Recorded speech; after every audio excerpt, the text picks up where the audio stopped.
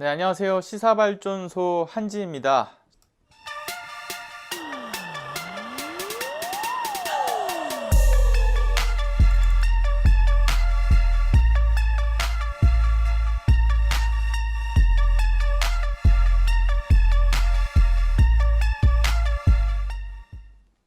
윤석열 청장 측은 정말 하다하다 이제 외국의 법과 제도를 들고 오면서 외국은 이렇게 하는데 왜 우리나라는 도대체 인정을 해주지 않느냐, 이런 식의 생떼쓰기 기술을 시전하고 있습니다.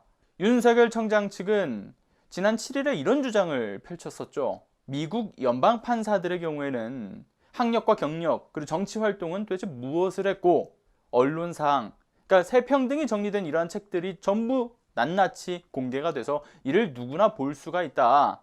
그러니 우리나라의 경우에도 이를 사찰로 볼 수가 있겠느냐, 이런 웃기지도 않은 소리를 이어나갔습니다. 우리나라 사법제도에 미국의 사법제도를 들고 와서 이치에 맞지도 않는 주장들을 펼쳐나갔죠. 더 디테일하게 그들의 주장은 이겁니다. 미국에서는 법률 데이터 서비스인 웨스트로에서 연방판사 영감이라는 책들을 내놓고 있고, 여기에 100여 명이 넘는 이 연방판사들에 대한 정보가 게재가 되는데, 판사에 대한 어떤 평가, 예를 들어 태도라든가 학력이라든가 경력이라든가 또는 이러한 정치 이력 등을 담고 있지 않느냐. 그런데 왜 대검수사정보정책관실이 지난 2월에 작성한 이 재판부 문서는 담당 판사들 37명의 고교, 대학, 그 주요 판결이나 세평 등 그 밖의 개인적 정보들을 수집한 것이 도대체 뭐가 문제냐, 이런 주장을 펼치고 있는 겁니다. 애초에 다른 나라의 규정과 이 절차들까지 들고 와서 우리나라에 적용시키고자 하는 그 애처로운 모습에 윤 청장이 얼마나 다급한지를 알 수 있게 하는 그러한 대목인 거죠. 그들이 다른 나라의 사례들까지 수집을 하면서 우리나라와 맞지 않는 부분들은 분명 그들도 확인을 했을 겁니다. 예를 들어 미국의 경우에는 판사를 이 선거를 통해서 뽑는다라고 하죠. 판사 정보가 수집된 책을 내는 것도 선거를 위해서니까 우리나라와는 당연히 다를 수밖에 없는 거고, 무엇보다 미국의 검찰 조직과 우리나라의 검찰 조직이 다른 점이 굉장히 명확합니다. 미국의 검찰이라고 하는 조직은 기소권만 가지는 데 반해서 우리나라는 수사권과 기소권을 모두 가지고 있고, 그 밖에도 수사 종결권, 기소 독점권, 수사 지휘권, 이처럼 세계 최강의 무소불위의 권력을 가지고 있다는 사실이 다르다는 점을 윤석열 청장 측도 매우 잘 알고 있을 겁니다. 그런데도 억지를 부리는 거죠. 김어준 공장장도 이에 대해서 뉴스공장을 통해서 정확하게 짚었습니다. 미국처럼 하려면 이러한 수사, 기소에 대한 그 분리부터 논해라. 미국처럼 하려면 법조기자단이 언론을 통해서 판사들을 압박하는 여론 플레이도 없애고, 이를 위해서 출입처 관행도 없애야 하면 왜 이야기하지 않느냐, 이것을 지적을 했었죠. 그런데 여기서요, 더 황당한 건 뭔지 아시나요? 12월 8일 오늘 또 윤석열 청장 측에서는 외국 이야기를 합니다. 이번엔 일본 판사들에 대한 그러한 이야기를 언급했죠. 일본으로 가봐라. 판사들의 그 경력하고 주요 사건들을 정리한 정보책자인 후주후라는 것에는 일본 판사 115명에 대한 이 평가 기사와 경력, 그리고 어떠한 중요한 사건들을 담당했는지, 그리고 저서, 지필, 논문 등의 그러한 정보들까지 포함되어 있지 않느냐.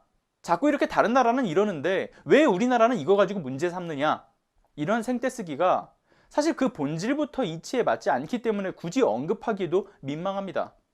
그래도 어쨌든 이 내용 좀 알아봤습니다. 일본 이야기를 했으니까 일본 검찰 제도를 굳이 알아봐야겠죠. 일단 먼저 우리나라와 일본의 기소 이후 그 무죄율이 굉장히 다릅니다. 당연히 우리나라보다 일본의 기소 이후에 무죄율이 훨씬 낮은 수치라고 하는데요. 일본에서는 수사와 기소 주체를 한 사람이 했을 때 그 오류를 경험하고서 제도적 개선을 해왔습니다. 일본의 검찰과 우리나라 검찰이 다른 점인 거죠. 2009년에 오사카지검 특수부 수사검사가 증거를 조작했던 그러한 사건이 발생하고서 자기가 스스로 수사를 하고 자기가 스스로 기소를 하면 폭주하기 쉽다, 어떤 무소불위의 특수부 수사에 대한 문제가 불거지자 총괄심사 검찰관 제도라고 하는 것을 내놨습니다. 2014년 6월에요. 우리나라 대검과 같은 역할을 하는 일본 최고검찰청에서의 내놨던 문서가 있어요. 검찰개혁 3년의 노력, 이런 문서를 내놨는데 그것만 확인해 봐도 이 검찰의 이 수평적 견제 시스템 구축 차원에서 이 제도를 마련했다, 그렇게 강조를 하고 있습니다. 수사와 기소의 완벽한 분리는 분명 아닙니다만은 완벽한 검찰 견제 장치라고 보기도 굉장히 힘들어요. 그런데 그렇다고 하더라도 이런 기능이 있어요. 대규모 사건이라든가 복잡한 사건을 수사할 때 해당 검찰청의 검사장이 공판부나 특별공판부에 소속된 검사 중에서 총괄심사 검찰관을 지명합니다. 그리고 그 검찰관이 해당 사건 수사의 그 진행 내용에서 증거들을 쭉 정리합니다. 그리고 그것을 또 분석을 한대요. 그리고 그 이후에 어떤 심사 결과에서 사실관계나 변호사 측의 어떤 사실관계 뭐 이런 것도 다 종합을 합니다. 그리고 법령 해석상에서의 어떤 문제가 있었는가 이런 것을 또 파악을 하고, 그리고 나서야 기소나 불기소가 이 결재가 과연 가능한 것인지 결재 자리에서 직접적으로 의견을 내는 그러한 역할을 수행하는 기능을 하고 있다고 합니다.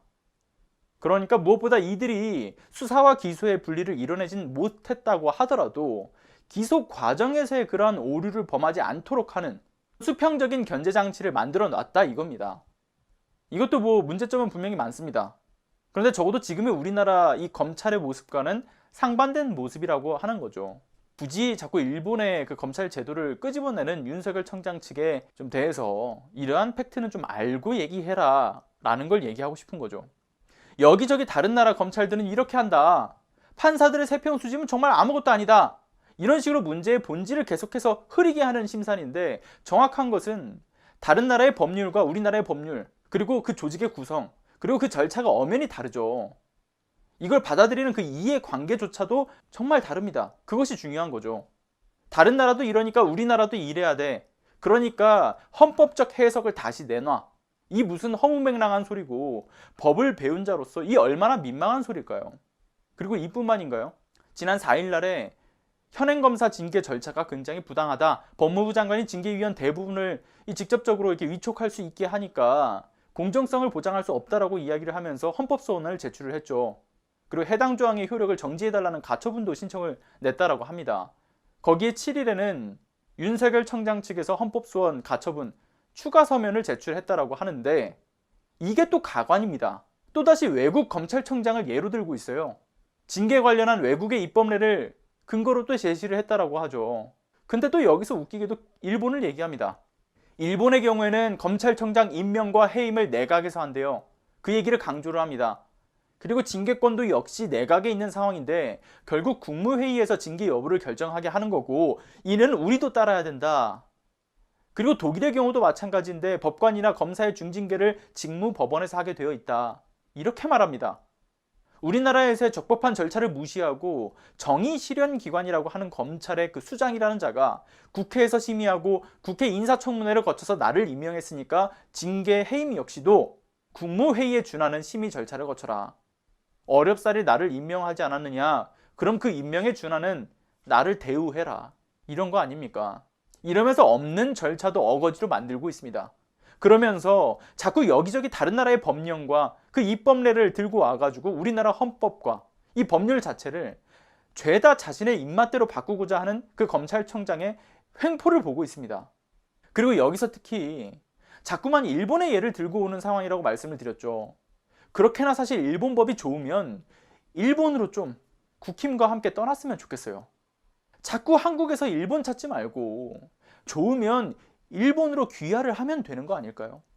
그리고 이렇게 다른 나라 사랑에 빠진 이 윤석열에 대한 주장을 보도하면서 법무부가 뭐 검찰 주장에 의해서 힘을 못 쓰고 있고 법무부가 매우 곤란한 상황이다, 이런 식으로 연일 보도가 이뤄지고 있는데, 여기서 우리가 눈여겨봐야 할 건 이거라고 봐요. 과연 어느 언론이 외신 언론인가, 이게 명확하게 분간할 수 있는 시기가 아닐까 싶습니다. 갈수록 헛소리를 더해 가면서 외국의 사법부의 모습, 외국에서의 검찰의 모습까지도 어쩔 수 없이 계속 확인하게 만드는 그러한 상황들이 펼쳐지는데요. 우리나라만큼의 정말 말도 안 되는 권력을 쟁취한 검찰은 이 세계 그 어디를 찾아봐도 없을 테니까 결국 자신들 얼굴에 누워서 침 뱉는 그러한 격일 겁니다. 그런데 도대체 왜 이럴까요? 윤석열 청장 측이 정말 많이 급하구나, 그런 판단밖에 안 섭니다. 윤석열 본인과 부인 김건희 씨, 그리고 장모인 최은순, 그리고 윤서방파 정치 검사들의 정말 무법 천지 비위 정황들이 쏟아져 나오면 이 자신들의 마지막 일생은 철창 아닐 테니까 정말 많이 떨리나 봅니다. 그들이 이토록 몸부림치는 이 시기, 우리는 더 강하게 이들의 몸부림을 제압하고 또다시 이들의 횡포가 미래 세대에게 주어질 시대적 과제가 되지 않도록 제발 이 시대에서 이 시기에 일을 좀 마무리했으면 좋겠습니다.